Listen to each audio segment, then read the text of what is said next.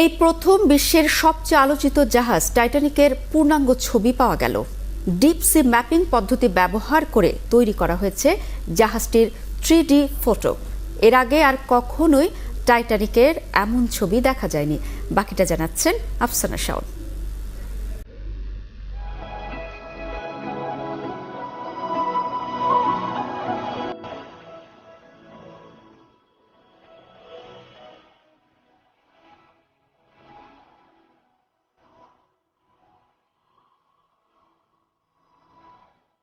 ইংল্যান্ডের সাউদাম্পটন বন্দর থেকে যুক্তরাষ্ট্রের নিউ ইয়র্কের দিকে যাত্রা করল বিশ্বের সবচেয়ে বিখ্যাত যাত্রীবাহী জাহাজ টাইটানিক।